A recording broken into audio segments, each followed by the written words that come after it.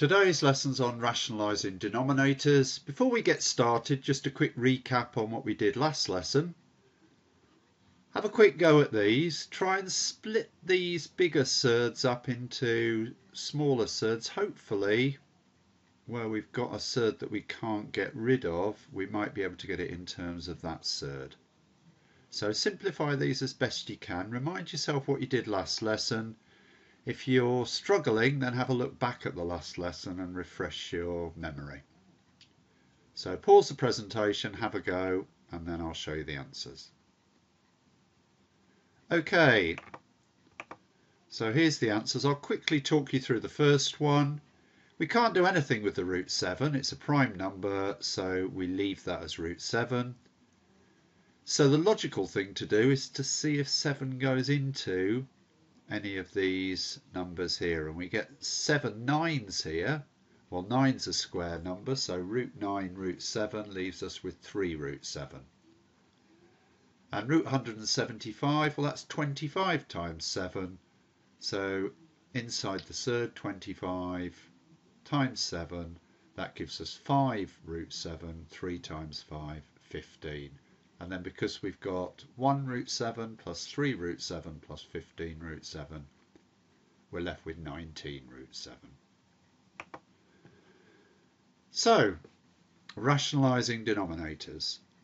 We aim to be able to rationalise denominators where we've got a surd in the denominator, so in the form 1 over root a, or where the denominator is 1 plus or minus root a, or where we've got perhaps two surds like root a plus or minus root b.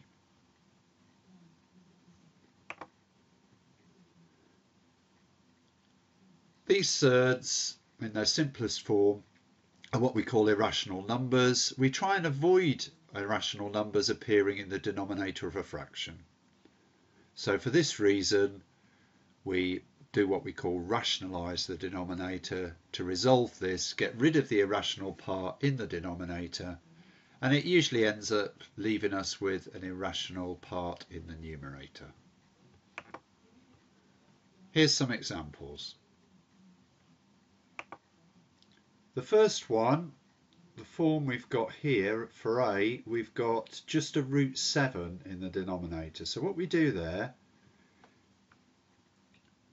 is we write out our root 5 over root 7, and to rationalise the denominator for this sort of surd, we simply multiply by root 7 over root 7. So we're not changing the value of this fraction, we're multiplying by 1, but in this form, so we get root 5 root 7 over, and root 7 times root 7 is just 7. And obviously, as we know, we can change that to 7 times 5 root 35 over 7. These second sort are a bit trickier. For this sort, we multiply the root 3 over 4 minus root 6 by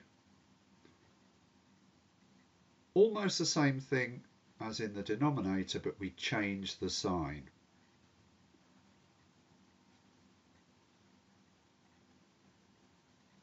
So 4 plus root 6 over 4 plus root 6. Again, this isn't going to change the value because that's just 1.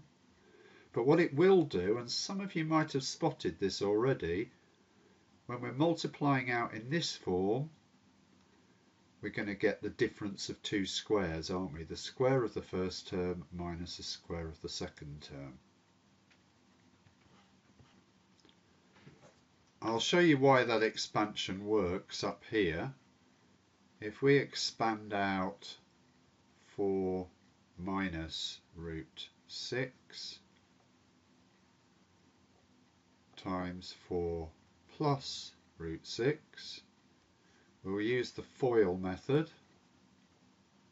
which is first outside inside last. So we do the first terms in each bracket first. 4 times 4 gives us 16.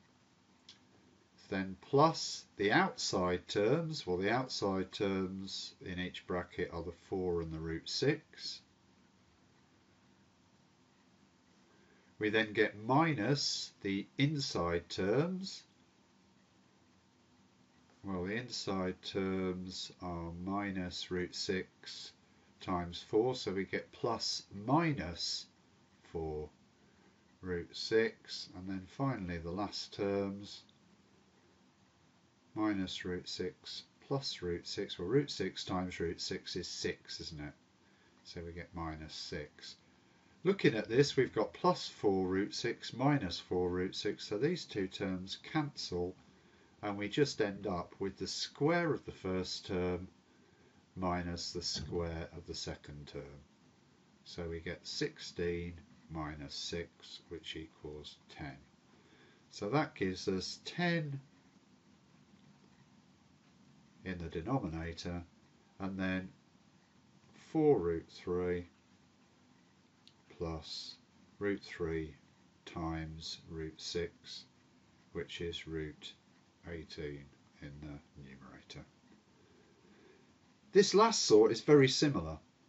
We multiply this by root 5 minus root 10 over root 5 minus root 10.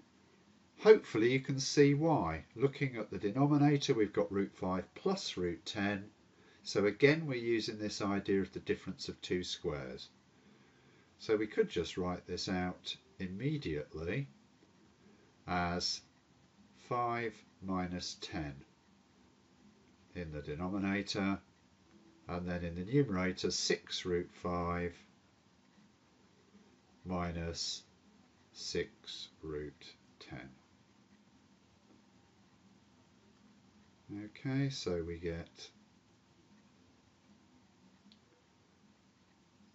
6 root 5 minus 6 root 10 over minus 5.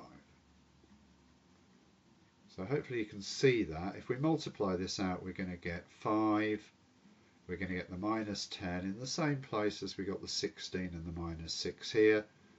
We're also going to get plus root 5 root 10 and minus root 5 root 10, which is why those two terms cancel. If you're not sure about it, expand it out yourself using the same method as we used above, the FOIL method, and see how it works. Okay, here's a couple for you to have a go at.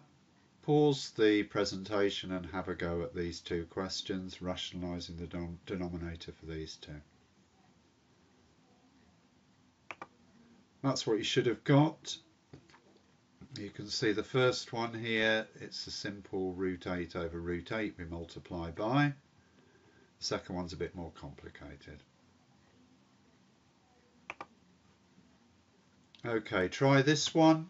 If you can do these, then you're ready to move on. If not, then please go back over and try again and make sure you understand what's going on. And that's what you should have got.